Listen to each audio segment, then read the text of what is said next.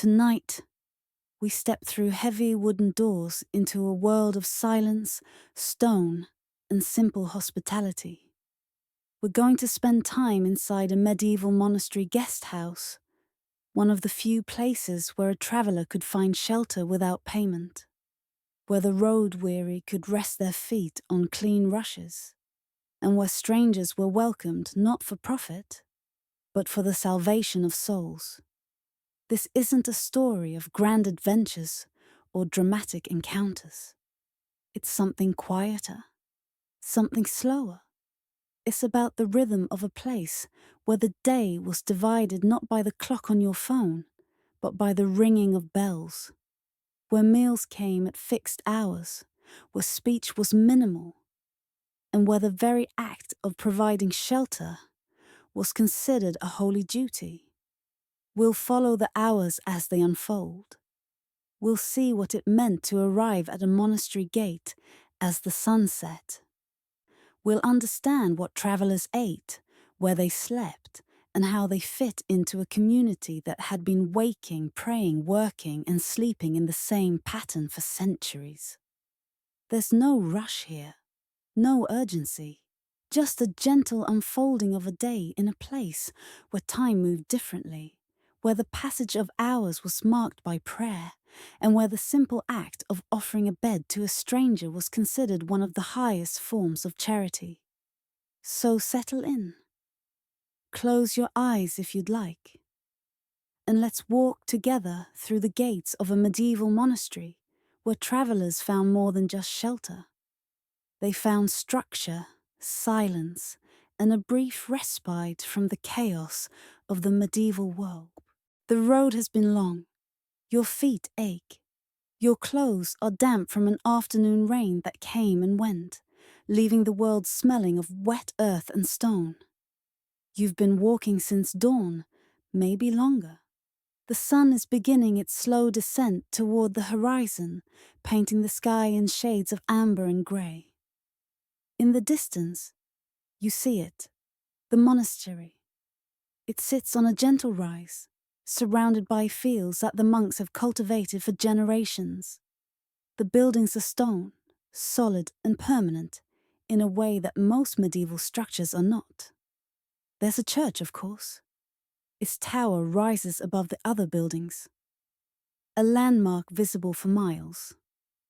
Around it, the cloister, the refectory, the dormitory, and somewhere among them, the guest house. You're not the only traveller approaching. There's a woman ahead of you, walking slowly, a bundle on her back.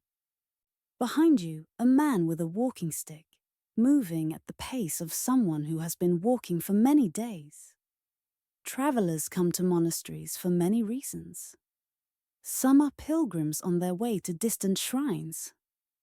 Others are merchants whose journeys take them through isolated countryside where inns are scarce. Some are simply poor, with nowhere else to go. The path to the monastery is well worn. Countless feet have travelled this way before you. The approach is gradual, unhurried. There's no need to rush. The gates will remain open until after Compline, the final prayer service of the day. You have time. As you draw closer, you notice the details. The walls are thick, built to last. The windows are narrow, more practical than decorative. Everything about this place speaks of permanence, of an institution that expects to be here long after you've continued on your journey. Smoke rises from somewhere within the compound. Dinner is being prepared, though not for you. Not yet. The monks eat according to their own schedule, and guests must wait their turn. You reach the outer gate. It's large enough to admit a cart, though none is passing through at this moment. To the side, there's a smaller door, and beside it, a rope attached to a bell. This is how travellers announce their arrival. You pull the rope, and the bell sounds. It's not loud, but in the quiet of the approaching evening, it carries. You wait. This is something you'll become accustomed to in a monastery. Waiting. The monks move according to their own rhythm, and that rhythm does not adjust for visitors. Minutes pass, perhaps 5, perhaps 10. It's difficult to say. You shift your weight from one foot to the other. Your legs are tired. You'd like to sit, but there's nowhere to sit, so you stand. Finally, a figure appears. A monk, dressed in a simple woolen habit, the hood drawn back to reveal a weathered face. He's middle-aged, maybe older. It's hard to tell. His expression is neither welcoming nor unwelcoming. It's neutral, practice. He's seen hundreds of travelers arrive at these gates. You are not remarkable to him. He asks your name. You tell him. He asks where you're traveling from and where you're going. These aren't idle questions. The monastery keeps records of those who stay here. Not detailed records, just enough to know who passed through and when. You answer simply. He nods. Then he steps aside and gestures for you to enter. You walk through the gate, and the outer world falls away. The monastery is larger than it appeared from the road. Once inside the outer walls, you find yourself in a courtyard, but not the main cloister where the monks live their lives. That area is separate, restricted. Lay people, even those staying as guests, do not enter the cloister except under very specific circumstances. Instead, you're directed toward a building set slightly apart from the main monastery complex. This is the guest house. Every monastery of any size has one. It's a requirement, a fundamental expression of Benedictine hospitality. The rule of Saint Benedict, written centuries ago, instructs monks to receive all guests as if they were Christ himself. This doesn't mean luxury. It doesn't mean elaborate welcome ceremonies or soft beds. It means shelter, food, and basic care. It means treating strangers with dignity, regardless of their status or wealth. The guest house is a simple structure. Stone walls, a thatched or tiled roof depending on the region and the monastery's wealth. It's 2 stories in some places, 1 in others. The door is open. Inside, the light is dim. Evening is approaching, and there are no windows on this side of the building. What light there is comes from small openings near the roofline, designed more for ventilation than illumination. You step inside.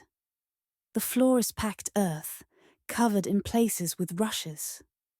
The rushes are relatively fresh. They haven't begun to smell yet, though they will if they're not changed regularly. The smell inside is distinct. It's the smell of many people living in close quarters. Not unpleasant exactly, but not fresh either. It's the smell of wool, of wood smoke, of bodies that have travelled far without bathing. The main room of the guest house is large and open. There are benches along the walls. In the centre, a long table, though it's not set for a meal at the moment. Near the far wall, a hearth, cold now, but clearly used regularly. The ashes have been swept to one side, ready for the next fire. Other travellers are already here. The woman you saw on the road is sitting on one of the benches, unlacing her boots. Her feet are wrapped in cloth strips, and even from here, you can see the dirt on them. The man with the walking stick has found a corner and is settling onto the floor, his back against the wall. He looks like he's been travelling for a very long time. No one speaks. This isn't a rule exactly, but it's an understanding. Monasteries are places of quiet. Even in the guest house, where the full silence of the cloister doesn't apply, travellers tend to keep their voices low. It feels appropriate. The walls themselves seem to absorb sound. You find a space on a bench and sit. The wood is worn smooth from years of use. It's not uncomfortable exactly, but it's not soft either. You set down whatever you've been carrying. A small bag, perhaps, with a change of clothing, some bread you purchased 3 days ago that's now quite hard, and a drinking vessel. These are the essentials of medieval travel. You don't have much more than this, because you can't carry much more than this. The monk who admitted you at the gate has followed you into the guest house. He stands near the door, waiting. When it seems that no more travellers will be arriving immediately, he speaks. His voice is quiet but clear. He explains the routine. Supper will be served after the monks have finished their own meal. This will be after vespers, the evening prayer service. If you wish, you may attend vespers in the church. Many travellers do. It's something to occupy the time, and the church is warmer than the guest house. After supper there will be a reading, usually something from scripture, though occasionally the lives of saints. Then, the guest house will be locked for the night. Not to keep you in, but to keep others out. The monastery is a place of security in an often insecure world, and that security extends to its guests. You will sleep here, in this room, or in one of the smaller chambers if you're a woman traveling alone, or if you're of particularly high status. Men and women are separated where possible, though not always. In smaller monasteries, or on busy nights, everyone sleeps in the main hall. In the morning, there will be a simple breakfast. Bread, perhaps some cheese or dried fish, if the monastery has it to spare. Then you'll be expected to leave. Not immediately, not unkindly, but monasteries aren't inns. They provide shelter for a night, sometimes two if the weather is dangerous or if you're ill. But they're not places to linger. The monk finishes his explanation.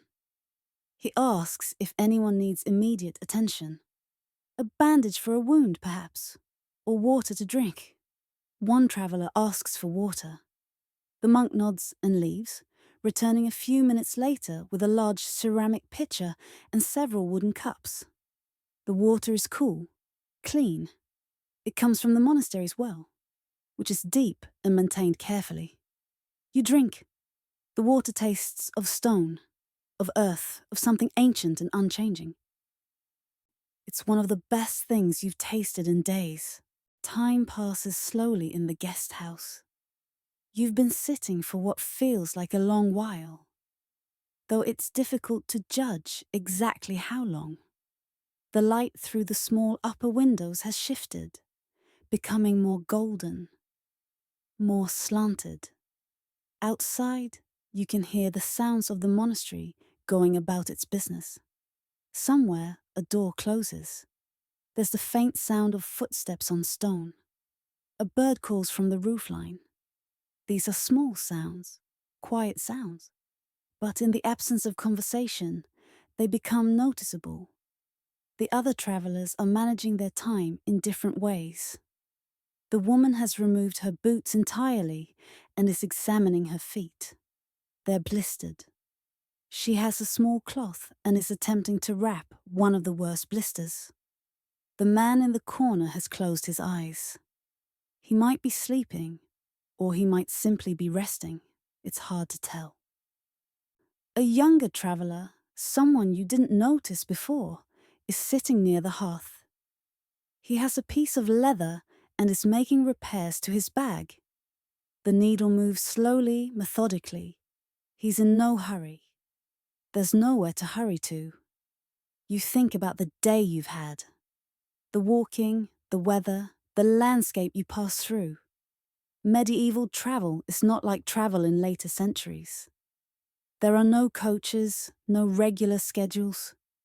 You walk at your own pace, cover as many miles as your legs and the road conditions allow. Some days you make good time. Other days you barely progress at all. The roads, if they can be called roads, are often little more than tracks worn into the earth by the passage of many feet. In some places, old Roman roads still exist, their stone surfaces cracked but serviceable. In others, you're walking through mud, through forest paths, across fields, where the route is marked only by tradition and the occasional landmark. And always, there's the question of where you'll sleep. Towns have inns, but inns cost money. If you're a merchant or someone of means, you can afford them. If you're a pilgrim relying on charity, or a labourer travelling to find work, you cannot. So you seek out monasteries, or you sleep rough. In a barn if a farmer is generous. Under a hedge if necessary. Against a stone wall if you can find one that blocks the wind. Tonight you're fortunate. You're inside. You're dry. You'll eat a warm meal, however simple. You'll sleep under a roof. These are not small things. The light continues to change. The golden quality gives way to something softer, greyer. Evening is settling over the monastery. Soon, the bell will ring for vespers. You wait. This is something the monastery teaches without meaning to. Patience. The ability to sit with time, to let it pass without feeling the need to fill every moment. In the medieval world, outside of the monastery's walls, life is often frantic. There's work to be done, always more work. Fields to tend, animals to care for, children to raise, crafts to practice. Even travel, which seems like it should be leisurely, is often fraught with urgency. You must reach the next town before dark. You must find shelter before the rain starts. You must keep moving. But here, in the guest house, there's nothing you can do but wait. The bells will ring when they ring. The meal will come when it comes. You cannot hurry the monks, and they will not hurry themselves for you. So you sit. You think. Perhaps you pray. Many travelers do. Medieval Christianity is not something that exists only on Sundays or feast days. It's woven into the fabric of daily life. Even if you're not particularly devout, you know the prayers, the Paternoster, the Ave Maria. They're as familiar as the sound of your own breathing. Time passes. You're not sure how much. The shadows have grown longer. The room is dimmer. Then, from somewhere in the monastery, a bell begins to ring. It's time for vespers. The sound of the bell is clear and steady. It rings from the church tower, carrying across the monastery grounds and out into the surrounding countryside. For the monks, this bell is a call. It marks the end of one part of their day and the beginning of another. For travelers, it's an invitation, but not a requirement. You can attend vespers if you wish, or you can remain in the guest house. Most travelers choose to attend. There's little else to do, and the church is warmer than the guest house. There's also a sense, even among those who aren't particularly religious, that it's respectful to participate, at least a little, in the life of the community that's offering you shelter. You stand along with several others. The woman who was tending to her blisters has put her boots back on, though she winces as she does so. The young man with the leather repair sets his work aside. Together you move toward the door. Outside, the evening air is cool. The sun hasn't set yet, but it's low on the horizon. The sky is a mixture of colours: pale blue, soft pink, deep orange. The courtyard is quiet. You follow the other travellers along a worn path toward the church. The church is the heart of the monastery. Everything else, the dormitory where the monks sleep, the refectory where they eat, the chapter house where they meet, the scriptorium where they copy manuscripts. All of these exist to support the church and the prayer that happens within it. The church door is open. You step inside, and immediately the temperature drops. Stone buildings are always cooler inside than out, especially churches, with their high ceilings and thick walls. Your eyes take a moment to adjust to the dimness. The church is lit by candles, but not many. Just enough to see by. The interior is simple. This isn't a cathedral. There are no elaborate decorations, no stained glass windows, no statues covered in gold leaf. The rule of Saint Benedict emphasizes simplicity, and that extends to the physical space. The walls are plain stone. The floor is stone as well, worn smooth in places where countless feet have walked. There's a nave, a chancel, an altar at the far end. The monks are already here. They're standing in the choir, the area near the altar reserved for them. They're arranged in 2 rows, facing each other. Their habits are dark in the candlelight.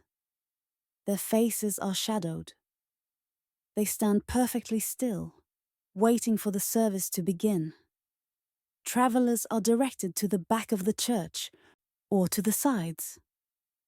You're not part of the monastic community, so you don't stand with them. You find a place near one of the pillars and settle in. The stone is cold against your shoulder. The service begins with the ringing of a small bell held by one of the monks. It's a clear, bright sound in the stillness. Then the chanting starts. Vespers is sung, not spoken. The monks' voices rise and fall in a rhythm that's both ancient and strangely timeless. They're chanting psalms, verses from the Book of Psalms that have been sung in this same way for centuries. The language is Latin.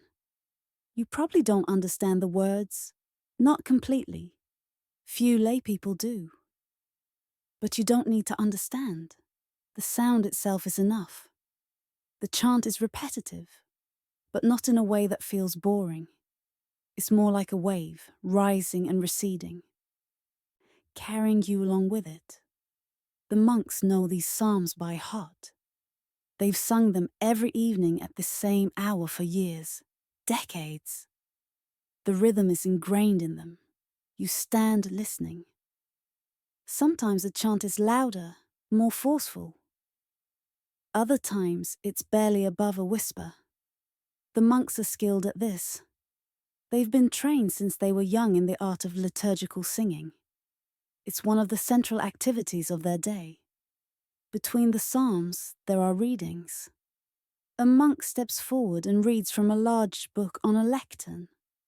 The reading is from scripture, likely from one of the prophets or from the New Testament.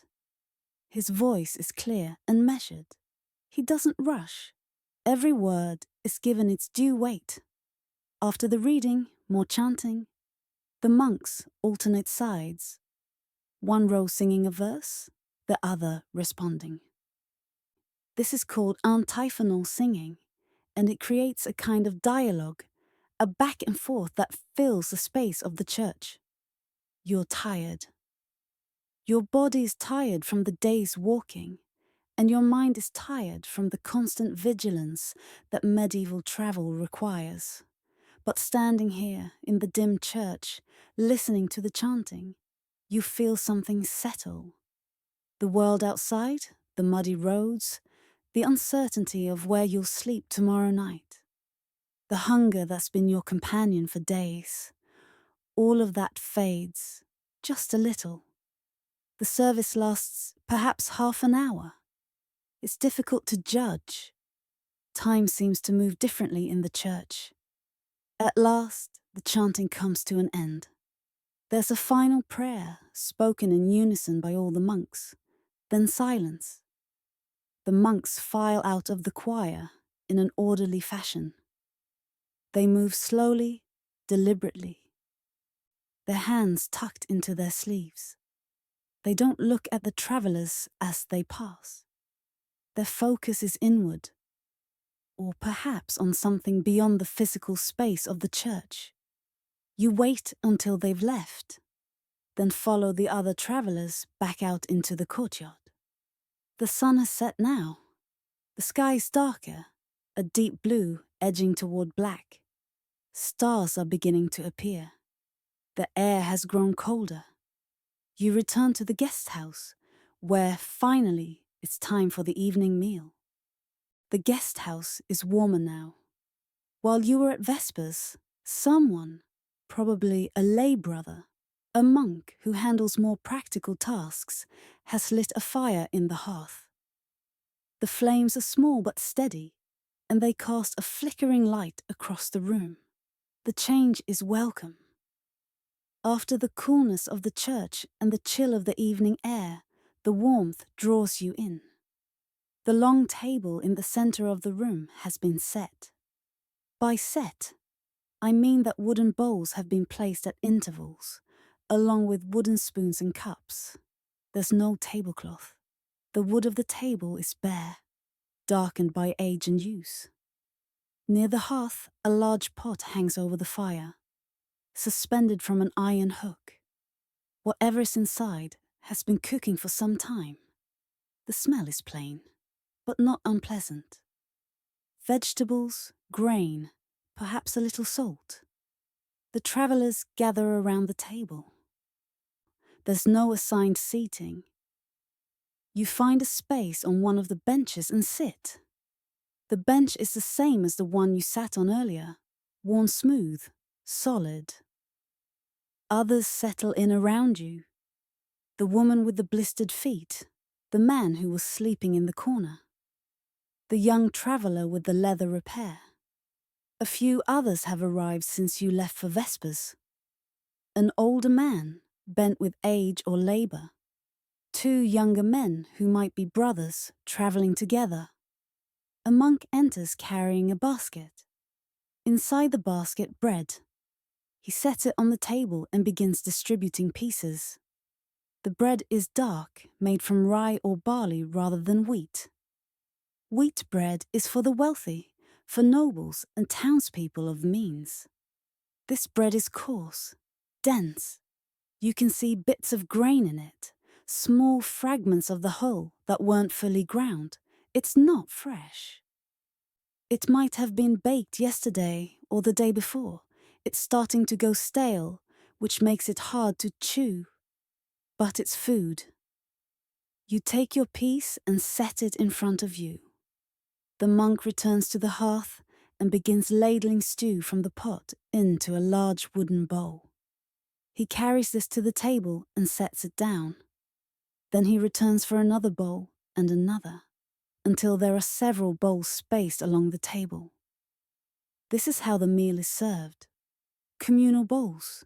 You eat from them with your spoon, taking what you need but not more. It's understood that food is shared, that there's only so much to go around. The stew is simple. You can see chunks of turnip, some onion, perhaps a little cabbage. There's grain in it as well, barley or oats, giving it body. There's no meat. The monks eat meat rarely, if at all. It's a luxury, something reserved for feast days or for those who are ill. For ordinary meals, they rely on vegetables, grain, legumes. Travelers eat what the monks eat. It's part of the hospitality. You're given the same food they would eat, prepared in the same way. You dip your spoon into one of the bowls and bring it to your mouth. The stew is warm, which is the best thing you can say about it. It's bland. There's salt, but not much. Spices are expensive, and monasteries don't waste resources on flavour. The purpose of food is sustenance, not pleasure. The turnip is soft, almost mushy. The grain is filling. This is what matters. Around the table, travellers eat in silence. This isn't a strict rule, but speaking during meals is discouraged. The monks eat their own meals in complete silence, listening to readings from religious texts. In the guest house, the expectation is slightly less rigid, but the atmosphere encourages quiet. You chew slowly, methodically. The bread is difficult. You have to tear it with your teeth, work it in your mouth until it's soft enough to swallow. You dip the bread into the stew, which helps. The liquid softens it, makes it easier to eat. This is a common practice. Bread in the medieval period isn't eaten on its own unless it's very fresh. Usually it's soaked in something. Stew, ale, milk, whatever is available. The meal doesn't take long. There's no second serving. When the communal bowls are empty, they're empty. You've eaten enough to take the edge off your hunger, but you're not full. You're rarely full in this time and place.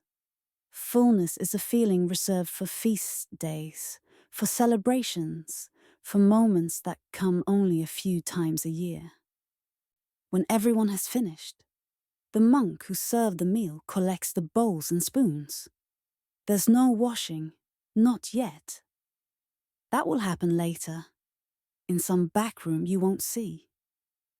For now, the table is cleared, and the travelers are left to themselves.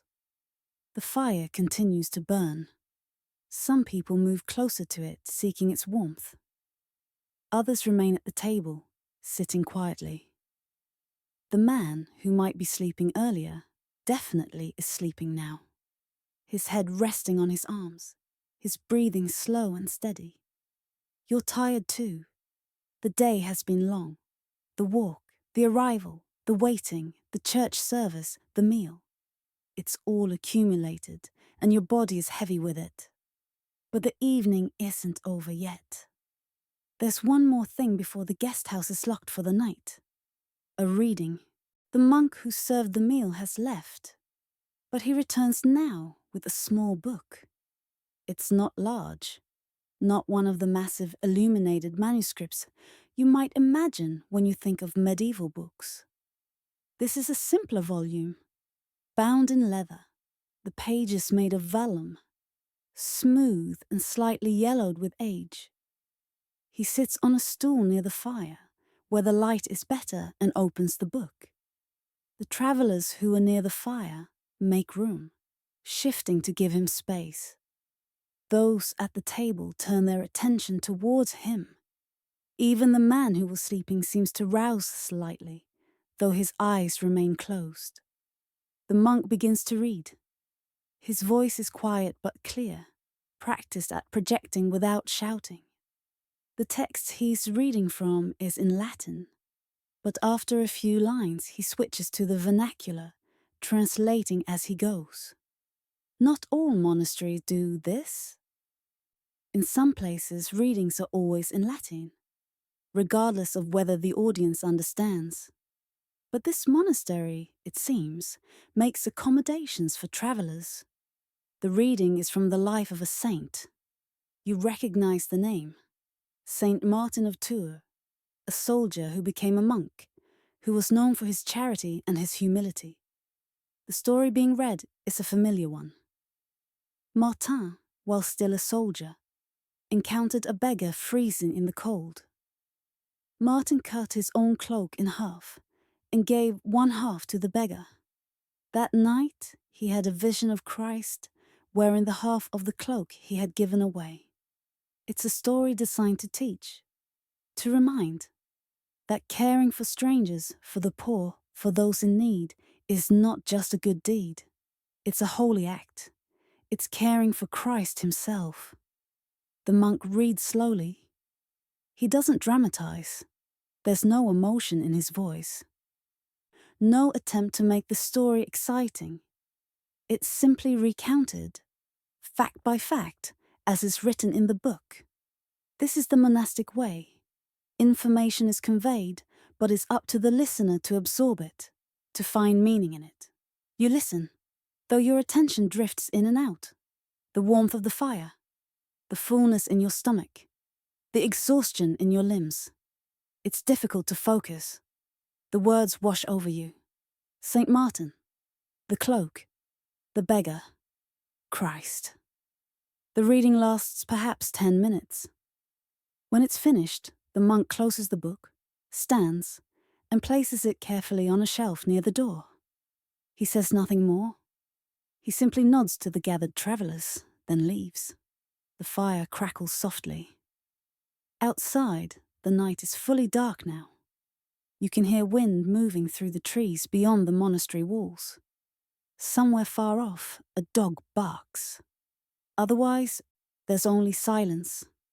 One by one, travellers begin to prepare for sleep. This preparation is minimal. You don't undress. Sleeping in your clothes is normal. In fact, sleeping in anything other than your clothes would be unusual. You might remove your outer layer if it's wet or particularly dirty. But your tunic, your leggings, your undergarments, these stay on. The woman with the blistered feet unlaces her boots again and sets them carefully beside her. She lies down on one of the benches, using her bundle as a pillow. The two younger men have found a spot near the wall. They lie close to each other, sharing warmth. The older man remains seated, his back against the wall. He might sleep sitting up. Some travellers do, especially if their joints are stiff or painful. You look around for a place. The floor is an option, covered as it is with rushes. They're not comfortable, but they're better than bare stone. Some travellers have found straw mattresses, thin pallets stuffed with straw that are stacked in one corner. There aren't enough for everyone. The woman has one. The two younger men are sharing one. You take a spot on the floor, near the wall. You use your bag as a pillow, just as the woman did with her bundle. The rushes smell faintly of hay, of earth. They're scratchy against your cheek. The fire is dying down now. No one has added more wood. The light in the room is fading, becoming just a faint glow of embers. Shadows deepen, shapes blur. Around you, the sounds of the guest house settling for the night. Shifting bodies, quiet coughs, the rustle of fabric. Someone murmurs a prayer, the words too soft to make out. Another person sighs heavily. You close your eyes. Your body aches in a familiar way. The ache of walking, of carrying weight, of sleeping on hard surfaces night after night. It's not unbearable. It's just there, a constant companion. Sleep doesn't come immediately. It rarely does in unfamiliar places.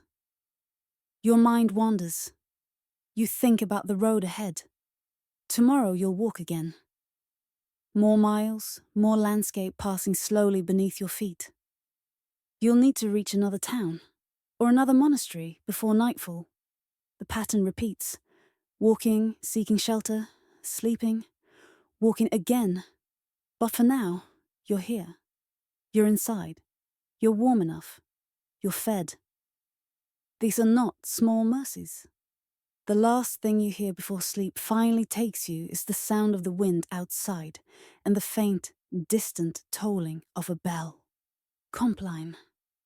The monk's final prayer of the day. The monastery is going to sleep just as you are. The guest house is locked. The fire is down to embers. The night settles in. You sleep, but not deeply. Medieval sleep is different from the sleep you might be familiar with in other times. It's lighter, more fragmented. There are several reasons for this. The surfaces you sleep on are hard. The air is cold. The room is never truly silent. Other people move, shift, snore, cough. And your body, accustomed to waking with the sun and sleeping when it's dark, is attuned to the natural rhythms of night. At some point, you wake. You're not sure what woke you. Perhaps a sound. Perhaps just a natural lightening of sleep that happens after a few hours. You lie still, listening. The room is very dark. The fire has gone out completely. There's no light from it at all. The small windows high in the walls show nothing but blackness. Outside, it's the middle of the night. The depth of darkness that only comes when there are no streetlights, no electric glow, nothing but the natural darkness of an unlit world. You can hear breathing around you, slow, steady. The woman on the bench nearest you is asleep. One of the younger men is snoring softly. Someone else, you can't tell who, is mumbling in their sleep. Words you can't make out, probably nonsense, the remnants of a dream. You need to relieve yourself. This is a reality of human existence that doesn't change with the centuries. Your bladder is full. You've been sleeping for some hours, and you drank water before bed. Carefully, quietly, you sit up. The rushes beneath you rustle, but not loudly. You stand slowly, giving your body time to adjust. Your muscles are stiff. Your back aches. You stretch gently, trying not to make noise. The guest house, you remember, has a small room off to one side. It's not much. Just a closet, really, with a wooden bench with a hole in it. Beneath the hole, a pit, or a channel that leads outside to a larger pit. This is the medieval toilet. It's not pleasant, but it's functional. You make your way across the room, moving carefully, trying not to step on anyone. The darkness is complete. You navigate by memory, by the sense of space you developed earlier. Your hands are outstretched, feeling for walls, for obstacles. You find the door to the small room. It's open, just a dark rectangle in the wall. You step inside. The smell hits you immediately. It's not overpowering, but it's present. The smell of waste, of urine, of earth. You find the wooden bench by touch and do what you need to do. When you're finished, you return to the main room. The darkness is disorienting. You move slowly, one hand on the wall, until you find your spot on the floor. You lie back down on the rushes, pull your cloak around you, and close your eyes. Sleep comes again, but lightly. You drift in and out. At some point, you hear a bell. Faint, distant. Matins, the monk's night prayer. It's sometime after midnight, perhaps 1 or 2 in the morning. The monks rise from their beds, make their way to the church, and chant psalms in the darkness. This happens every night, has happened every night for centuries, will continue to happen for centuries more. You're not required to attend. Travelers sleep through matins unless they're particularly devout. The bell is more a marker of time than a call to action for you. You drift again. Time passes, though you couldn't say how much. The darkness remains absolute. In this world, without clocks, without any artificial light, night is simply night. It's a period of time defined by the absence of the sun. It begins when the sun sets and ends when the sun rises, and the hours in between are measured only by the changing positions of stars, which you can't see from inside the guest house. Your sleep is populated by vague dreams, images without much coherence, the road you walked today, faces of people you've seen, a field of wheat blowing in the wind. Nothing dramatic, nothing memorable, just the everyday residue of a traveling life. You wake again. This time, there's a change. The darkness is less complete. The windows high in the wall are no longer black. They're showing the faint grey of pre-dawn light. Not much, just a slight lightening of the darkness. But enough to tell you that morning is approaching. Around you, others are beginning to wake as well. You hear movement, quiet rustling, someone coughing, the dry morning cough of someone who slept in a cold, drafty room. Someone else sits up. You can see their silhouette against the growing light. No one speaks. It's too early for speech. The silence of the night hasn't yet given way to the sounds of day. You lie still a little longer. Your body is reluctant to move. It wants more sleep, more rest. But you know that morning is coming, and with it, the routine of the monastery will begin again. The bells will ring, the monks will rise for lauds, their morning prayer, and travelers will be expected to prepare to leave. So you sit up. Your joints protest. Your back is stiff. You stretch slowly, trying to work out the kinks. Around you, others are doing the same. The room is gradually coming to life, though in a slow, quiet way. This isn't the energetic rising of modern mornings. It's a gradual emergence from sleep, a reluctant acknowledgement that the night is over. The door to the guest house opens. A monk enters, carrying a candle. The flame is small but bright in the dim room. He moves to the hearth and begins to build a fire. He works methodically, arranging kindling, adding larger pieces of wood, coaxing flame from the embers that remain. The fire catches slowly, reluctantly, but eventually it grows, and warmth begins to spread through the room. Light is coming. The day is beginning. The bell rings for lauds while you're still in the guest house. The sound is familiar now. You heard it yesterday evening, last night, and now this morning. It's the rhythm of monastic life, constant and unchanging. The bell is both a clock and a call, marking time and directing activity.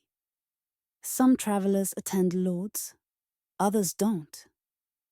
You're tired, and your body is still stiff from sleeping on the floor. You decide to remain in the guest house. The monk who built the fire doesn't seem to mind. He simply nods and leaves, presumably to attend the service himself. You're not alone. Several others have chosen to stay as well. The older man is still sitting against the wall, in the same position he was in last night. You're not sure if he ever fully slept. The woman with the blistered feet is examining them again. And they look worse this morning.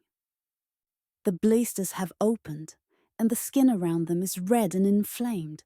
She'll have difficulty walking today. The two younger men have left, probably to attend lauds. Or perhaps they've already set out on the road. Travelers come and go according to their own schedules. There's no requirement to stay for breakfast.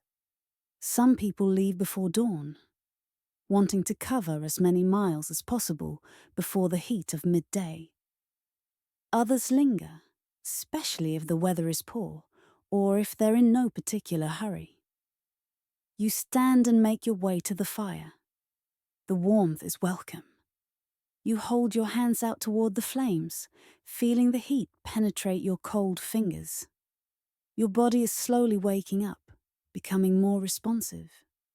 You flex your feet, roll your shoulders, stretch your neck. Small movements, but necessary ones. The door opens again. The monk has returned, this time with a basket. Bread again. And a jug of something. He sets both on the table. The bread is similar to last night's, dark and coarse. The jug contains ale. Not strong ale, but small ale. The weak beer that everyone drinks because water is often unsafe. The ale has enough alcohol to kill some of the harmful things that might be in water, but not enough to make you drunk. It's a staple of medieval diet, consumed at every meal, including breakfast. The monk pours ale into cups and distributes them. He places bread on the table. This is breakfast. There's no ceremony, no formality. It's simply fuel for the day ahead. You take a cup and drink.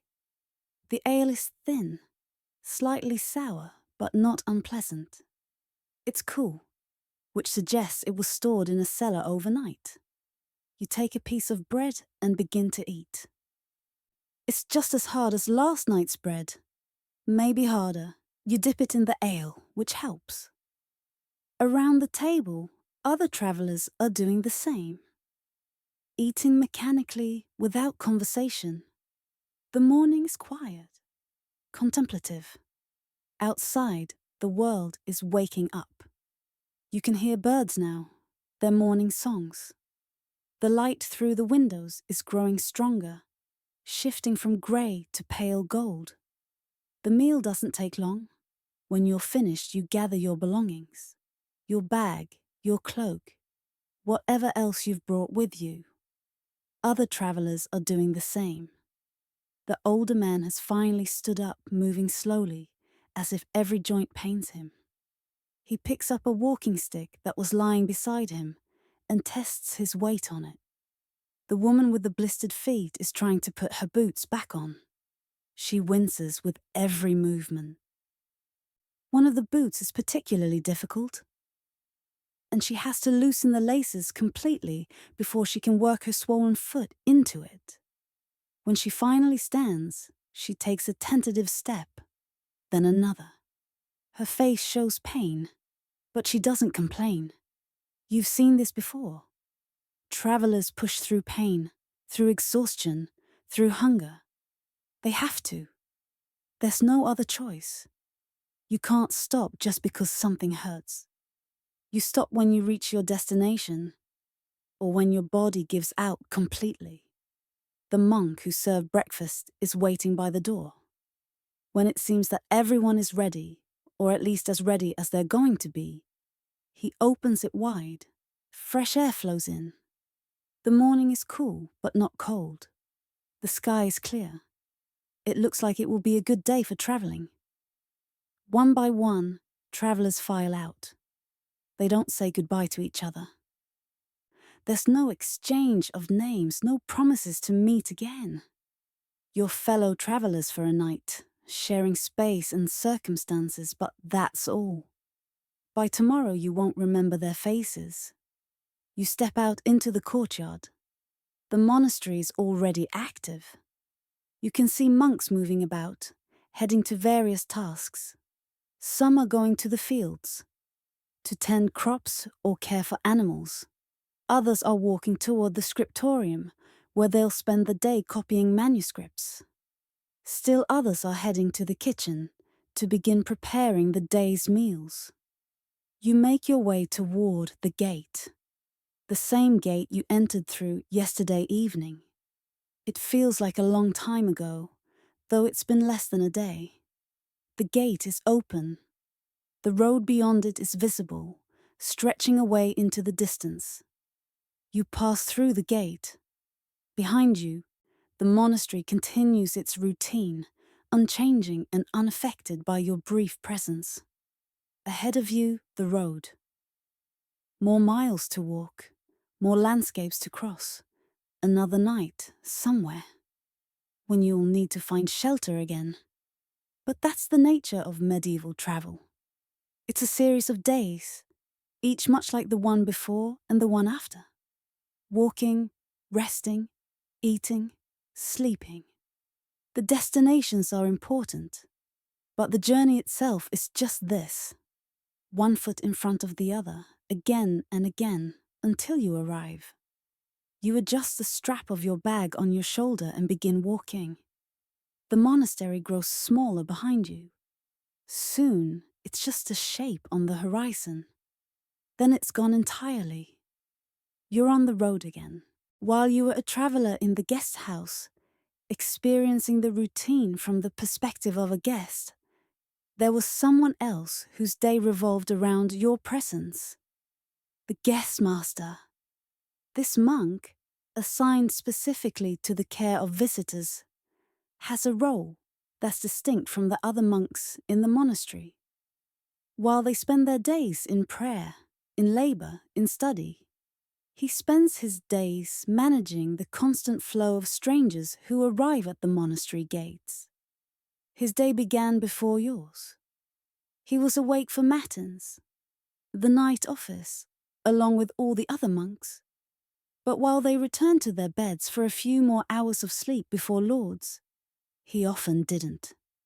Instead, he went to the guest house to check on the travellers, to ensure that no one was sick, that the fire hadn't gone out completely, that the door was still securely locked. These checks are part of his duty. The rule of St. Benedict makes it clear that guests should be cared for with diligence. They're not just people passing through. They're a holy responsibility. After matins, the guestmaster might have taken a few moments in the church, praying privately. Or he might have gone directly to the kitchen to begin preparing what would be needed for the travellers' meals. The monastery kitchen is busy at all hours, but certain tasks fall specifically to him. The bread for the guest house, for instance. It's often different from the bread the monks eat, not in quality necessarily, but in quantity. There needs to be enough, always enough, because the number of travellers can vary wildly from night to night.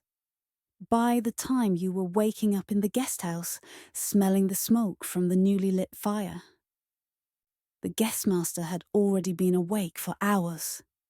He had attended Lord's, the morning prayer, along with the rest of the community. He had checked the stores in the guest house larder, noting what was running low. Ale, certainly. It always runs low. Bread, also. The turnips in the cellar, the ones used for last night's stew, are nearly gone. He'll need to speak to the cellarer, the monk in charge of provisions, about getting more. After Lord's, there's a brief period of time before the next office, Prime, which is sung at sunrise.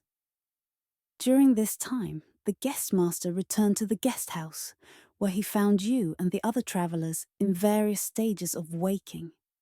He built up the fire, served breakfast, answered questions if there were any, and prepared to see you off.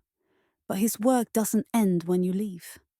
Once the travellers are gone, he must clean the guest house. This is less elaborate than it sounds. He sweeps the floor, or has a lay brother sweep it, gathering the rushes that have been trampled and soiled during the night. These rushes will be taken out and either burned or composted. Fresh rushes will be brought in, though not every day, perhaps once a week, or more often if the traffic through the guest house has been heavy.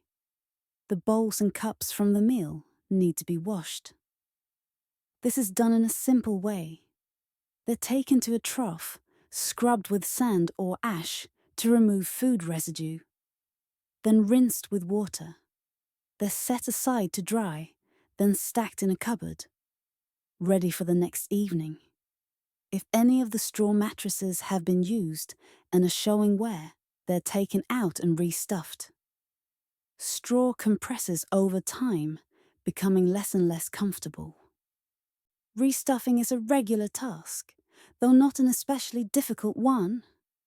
The monastery has plenty of straw always. Once the guest house is in order, the guestmaster attends the next office, Prime, then another, Terce, then the main daily mass. Between these services, he attends to other duties. He might meet with the cellarer, discussing food stores. He might check on travellers who arrived the previous day, but who are too sick or injured to leave. These travellers are allowed to stay longer, sometimes much longer, until they're well enough to travel. The guest master visits them, brings them food, sometimes assists with basic medical care. Monasteries often have infirmaries and monks with some knowledge of healing, but the guest master is usually the first point of contact for sick travellers. He also keeps records, simple ones. A list of names, dates of arrival and departure. Sometimes a note about where the traveller was coming from or going to. These records aren't especially detailed, but they serve a purpose. They help the monastery track who's been through, which can be useful if there are questions later. If a theft is reported in the area, or if a fugitive is being sought, the monastery can consult its records and determine if that person stayed in the guest house. By midday, the guestmaster might take a meal with the other monks in the refectory. Or he might eat in the guest house if there are travelers who arrived early in the day and need attention. His schedule is less regular than that of the other monks. While they follow a strict routine dictated by the bells and the officers, he must be flexible, always ready to respond to the needs of guests. In the afternoon, there might be a lull. Travelers usually arrive in the late afternoon or evening, timing their journeys to reach shelter before dark. During the lull, the guestmaster might attend to other tasks: mending linens, repairing furniture in the guest house, checking the supply of firewood. All the small practical tasks that keep the guest house functional. As evening approaches, he's at the gate again, waiting, or walking the grounds, keeping an eye on the road. When you arrived yesterday, it was he who greeted you, who asked your name, who directed you to the guest house. He does this for every traveller. It's not a role that allows for much rest, especially during seasons when travel is heavy. Spring and autumn, when the weather is mild and the roads are passable, see the most travellers. Summer can be busy too, especially along pilgrim routes. Winter is quieter, but even in winter there are those who travel out of necessity. His life is one of repetition, every day the same routine. Wake for matins, check the guest house, attend lords, serve breakfast, clean, attend the next office, tend to the sick, keep records, wait for new arrivals, serve supper, conduct the evening reading, lock the guest house for the night. Then it begins again. But within this repetition, there's variety. Every traveller is different. Some are grateful, others indifferent. Some are healthy, others barely able to walk. Some are honest, others less so. The guestmaster must navigate all of this with patience, with kindness, with the understanding that every person who arrives at the gate is, according to his faith, Christ in disguise. It's not an easy role. It requires a certain temperament, someone who can be both firm and gentle, who can manage practical concerns while also attending to spiritual duties. Not every monk is suited to it. Those who prefer solitude, who find social interaction exhausting, would struggle in this role. But for those who have the right disposition, it's deeply fulfilling. It's a way of living out the gospel in a very direct, tangible way. Feeding the hungry, sheltering the homeless, caring for the sick. These are not abstract concepts, they're daily realities. As the sun sets and the bell rings for vespers, the guestmaster prepares for the evening's arrivals. He doesn't know how many there will be or who they'll be, but he knows they'll come. They always do. The road never stops bringing people to the monastery gates. And when they arrive, he'll be there. Waiting. On the surface, the hospitality offered by monasteries seems simple. Travelers arrive, they're given food and shelter. They leave the next morning. There's no payment. The monks don't charge for their services. This is charity, freely given in accordance with religious principles. But beneath this simple surface, there's a more complex reality. Providing hospitality isn't free, not really. It requires resources: food, firewood, space, labor.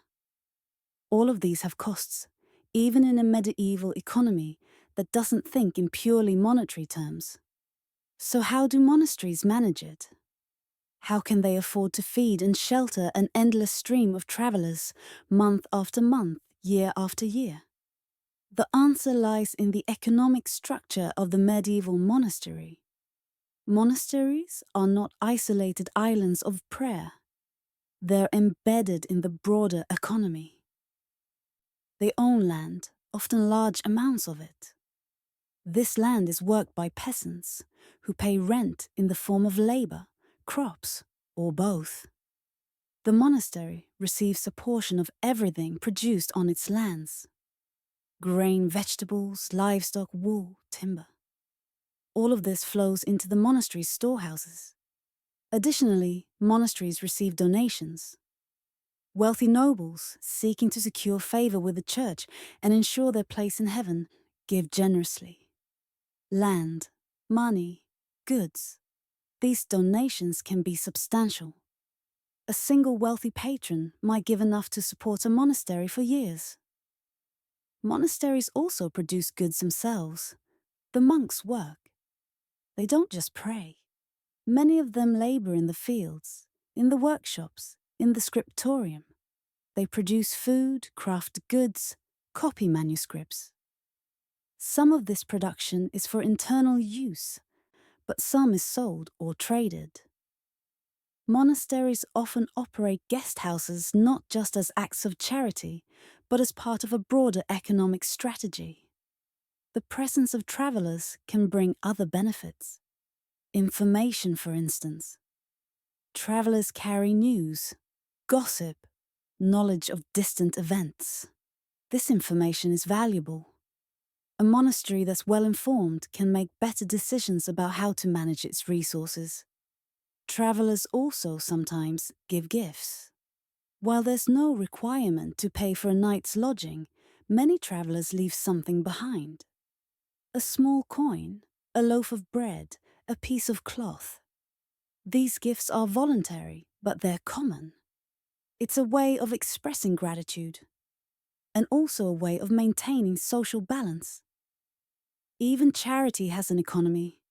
For the monastery, the guest house is an expense, but it's an expense that's justified on multiple levels. Spiritually, it's a fulfillment of religious duty. Economically, it's part of a network of reciprocal relationships that sustains the monastery over the long term.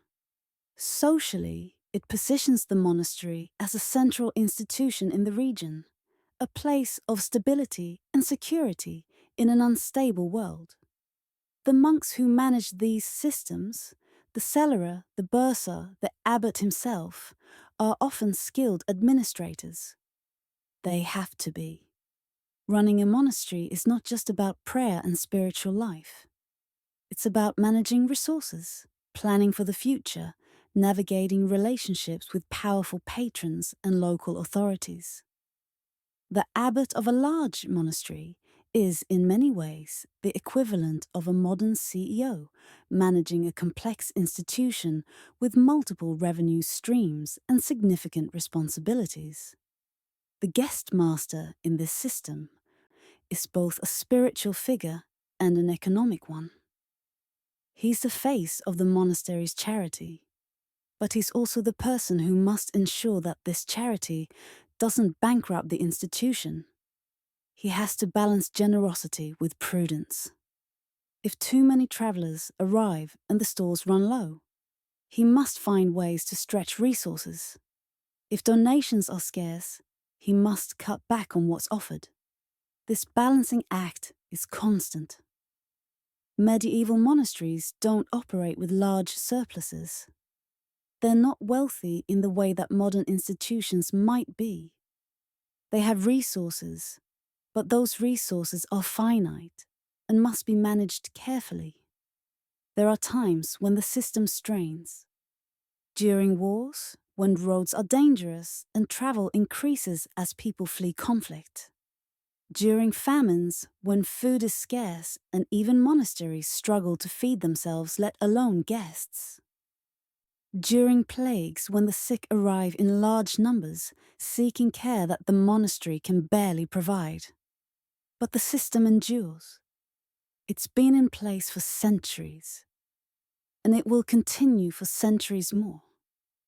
The rule of Saint Benedict, written in the 6th century, established the principle of hospitality, and that principle has guided monastic communities ever since. It's woven into the fabric of how monasteries function. For travelers like you, this economic reality is invisible. You arrive, you're given food and shelter, you leave. You don't see the storerooms, the ledgers, the discussions between the abbot and the cellarer about whether there's enough grain to last until harvest. You don't see the labor that went into producing the meal you ate, or the planning that went into ensuring there were enough beds in the guest house. All you see is the hospitality itself, the door that opens, the bread that's offered, the shelter that's provided. And perhaps that's as it should be. The monks don't want gratitude, or at least they're not supposed to. They're not performing charity for recognition. They're doing it because it's what their faith requires. The traveler doesn't need to understand the economics. They just need to be cared for. But the economics exist nonetheless. Hidden, complex, essential. Not all monasteries are the same. While the rule of Saint Benedict provides a common framework, each monastery interprets and implements that rule according to its own circumstances. Location, wealth, size, tradition. All of these factors influence what hospitality looks like in practice. A large, wealthy monastery along a major pilgrimage route will have a very different guest house than a small, poor monastery in an isolated rural area. The wealthy monastery might have separate buildings for different classes of travelers. One building for nobles and wealthy merchants, with private rooms, better beds, more elaborate meals. Another building for commoners, more like the guest house you stayed in. And sometimes a third area for the very poor, the sick, those who have nothing to give and nowhere else to go. In these large monasteries, the guestmaster might have assistants. There might be a specific monk assigned to care for the noble guests, ensuring that their needs are met, that they're treated with the deference their status demands. Another monk might oversee the common guest house, and still another might manage the area for the poor. The meals too vary by status. While you ate vegetable stew and coarse bread, a noble guest might be served meat, white bread, wine instead of ale.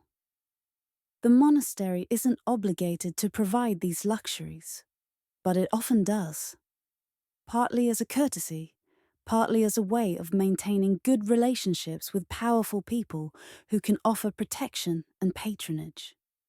In smaller, poorer monasteries, there might be no separate guest house at all.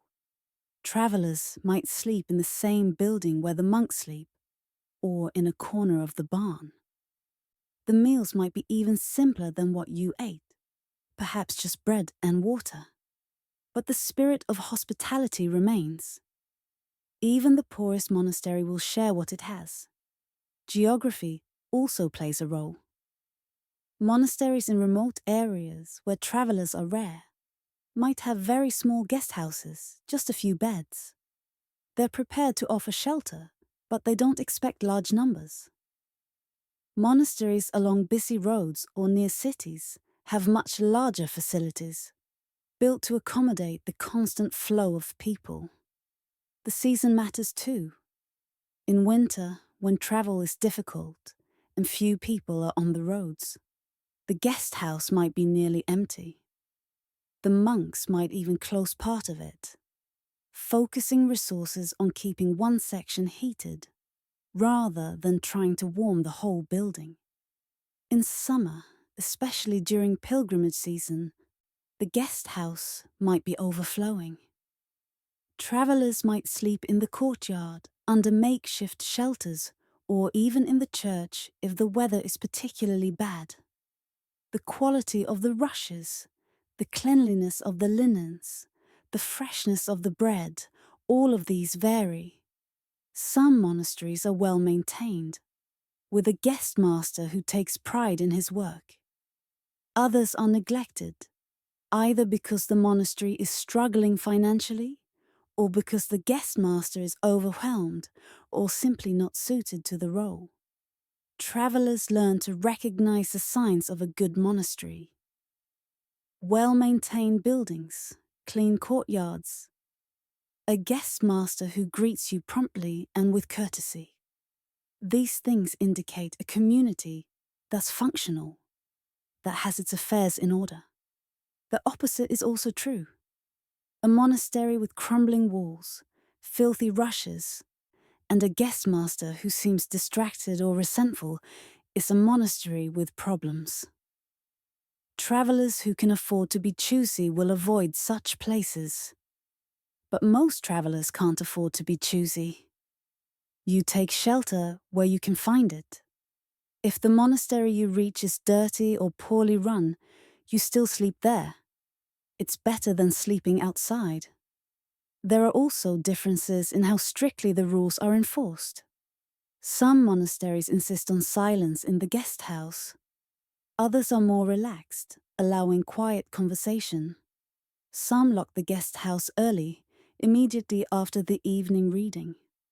Others wait until later, until after compline. Some require travelers to attend at least one prayer service. Others make attendance entirely voluntary. These variations reflect the personalities of the abbots who lead the monasteries, the traditions that have developed in each community, and the practical realities of managing a space where secular and religious worlds intersect. In theory, every monastery following the rule of Saint Benedict should offer the same basic hospitality. In practice, every monastery is unique. As a traveler, you learn to adapt. You learn the cues, the expectations. You learn when to speak and when to stay silent, when to ask for something, and when to simply accept what's given. You learn that the quality of your night's rest depends not just on the physical accommodations, but on how well you can fit yourself into the rhythm of each particular community. Some nights you'll sleep well. The monastery will be warm, the food filling, the atmosphere peaceful. Other nights you'll be cold, hungry, uncomfortable. But each night you'll have a roof over your head. And that, in the end, is what matters. The next morning after you've left the monastery, as you walk along the road, you might find yourself thinking back on the experience. The shelter you received, the food, the warmth of the fire. These are not grand things, but they're significant. In the medieval world, security is fragile. You're always aware of this. The possibility of danger is constant. Bandits on the roads, wild animals in the forests, illness that can strike without warning. And beyond these acute dangers, there's the chronic uncertainty of not knowing where you'll sleep, what you'll eat, whether you'll be safe. The monastery provided, for one night, a respite from that uncertainty. You knew you'd have shelter. You knew you'd eat. You knew you'd be safe.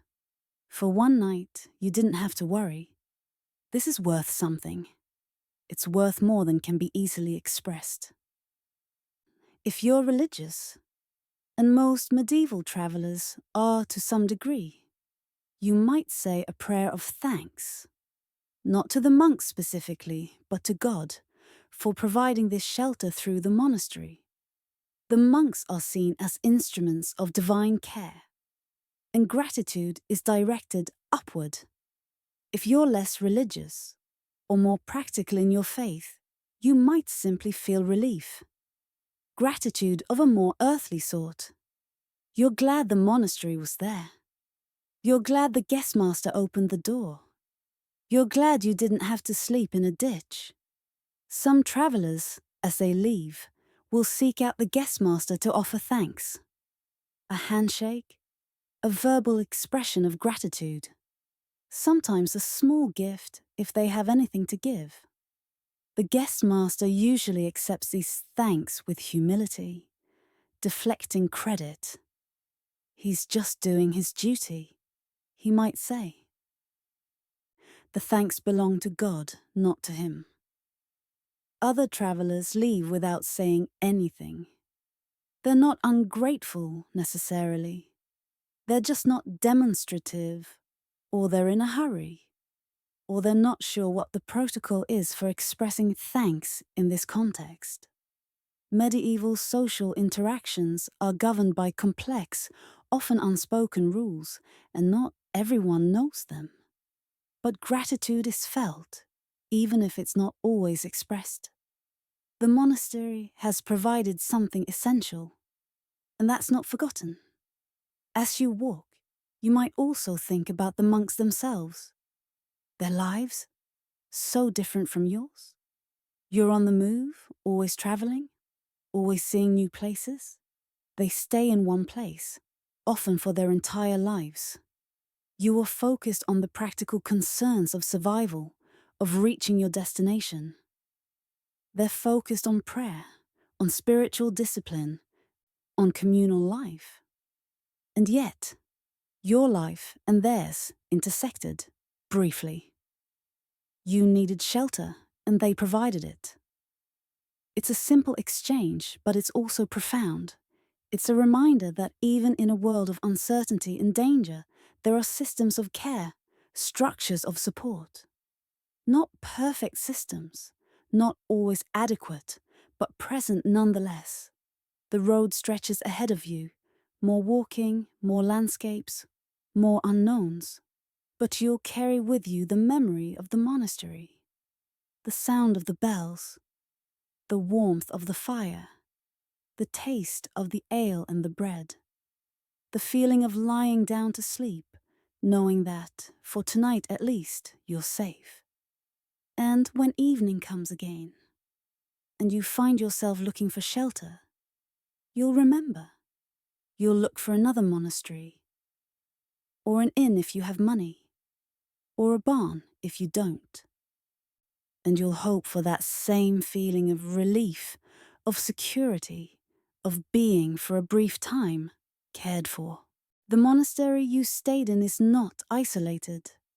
It's part of a broader network of religious houses that spans across medieval Europe.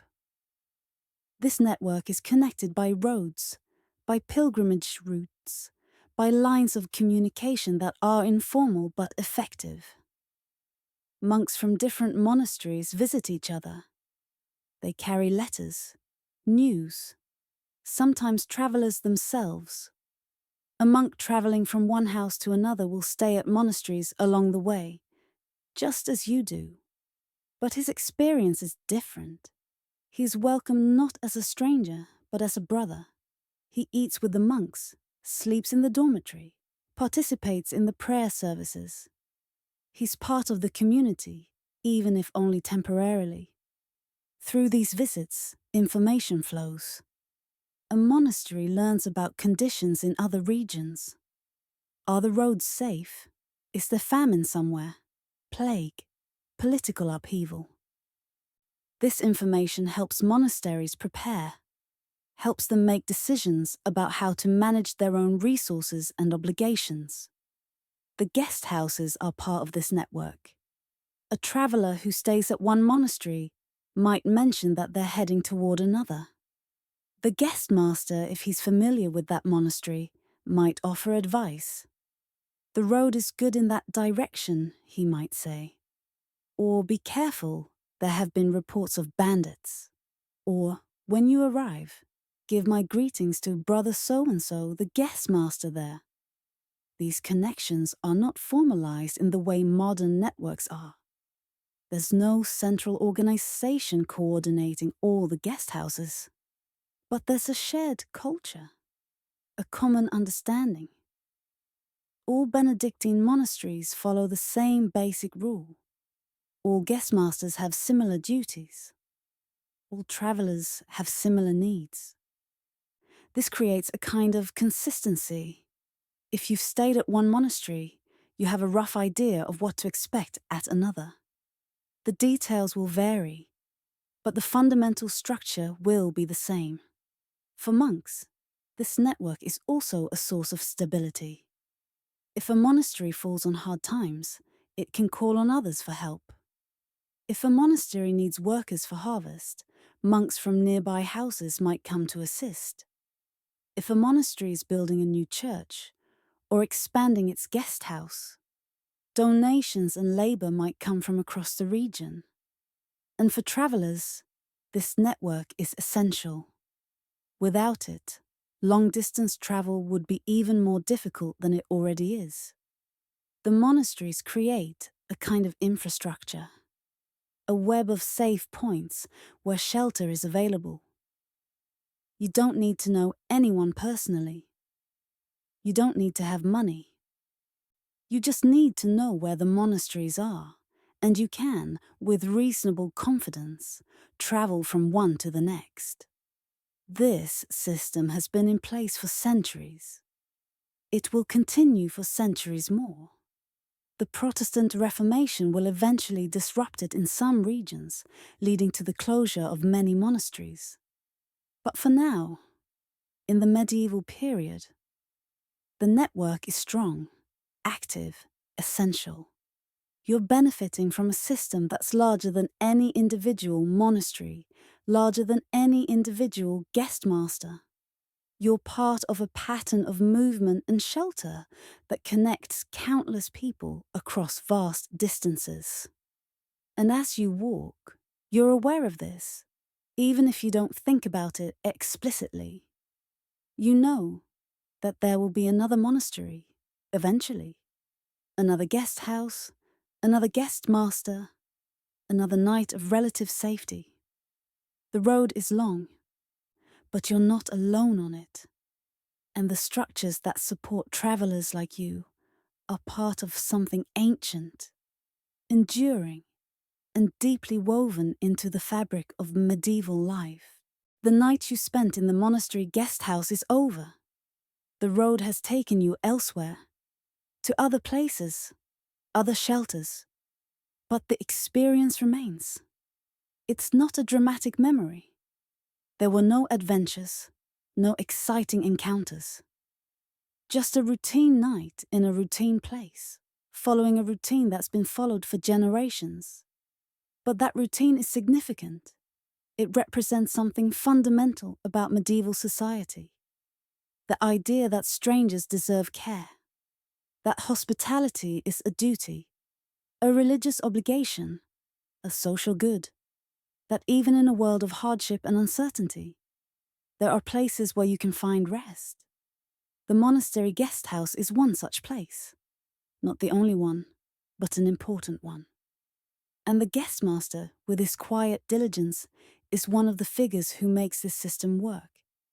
He's not celebrated in songs or stories. His name won't be remembered, but his work matters. Every traveler who passes through his guest house is a life touched, even if only briefly. Every meal served, every fire lit, every door opened. These are acts of care that ripple outward, affecting people in ways that can't always be measured. And you, as a traveler, carry these acts with you. The shelter you received, the food you ate, the safety you felt. These become part of your story. They enable you to continue your journey. They give you the strength to walk another day. This is the quiet power of hospitality. Not grand, not dramatic, but essential. A door that opens, a fire that warms, a bowl of stew that fills, a place to sleep. In the medieval world, where life is hard and comfort is rare, these things are not small. They're everything. The monastery stands on its hill. Its bell tower rises against the sky. The monks continue their routine, praying, working, offering shelter to strangers. The guest house door opens and closes, day after day, year after year. And travelers, like you, continue to arrive. Tired, cold, hungry, uncertain. They pull the rope. The bell sounds. The door opens. They step inside. And for one night, they rest. Morning comes to the monastery, as it always does. The bell rings for lauds. The monks rise from their beds and make their way to the church. The guest house, now empty of travellers, sits quiet in the early light. The guestmaster walks through it, checking for anything left behind. Sometimes travellers forget things: a cloak, a bag, a small personal item. He collects these and sets them aside. If the owner returns for them, they'll be here. If not, they'll eventually be given away to someone in need. He sweeps the floor, gathers the used rushes, makes note of what needs to be replenished. The bowls from breakfast are already being washed. The fire has been allowed to die down to embers. By mid-morning, the guest house looks much as it did before you arrived. Clean, simple, ready, waiting for the next traveller. The guestmaster returns to his other duties. He attends the next office, prime, then terce, then mass. He checks on the sick, reviews the records, speaks with the cellarer. The day unfolds in its familiar pattern. And as afternoon shifts toward evening, he finds himself once again near the gate, waiting, watching the road. Because they'll come. They always do. Another traveller, or two, or 10. Different faces, different stories, but the same basic need. Shelter, food, safety. And when they arrive, he'll be there. The bell will ring. The door will open. The routine will begin again. This is his life. This is the life of the guest house. This is the rhythm of monastic hospitality. Unchanging, essential, quiet. It's been this way for centuries. It will continue this way for centuries more. The road brings travellers. The monastery receives them. The cycle repeats. And in this repetition, there's a kind of peace, a sense of purpose, a knowledge that the work being done, however small it might seem, is part of something larger, something that matters. The sun sets. The bell rings for vespers. The guestmaster walks once more to the church, then back to the guest house. There are travellers tonight. 3 of them. They're already inside, sitting on the benches, waiting. He serves them bread. He pours ale. He explains the routine. They listen, tired and grateful. And the rhythm continues, as it always has, as it always will. The guest house door stands open. The fire burns. The night settles in. And travellers, finally, rest.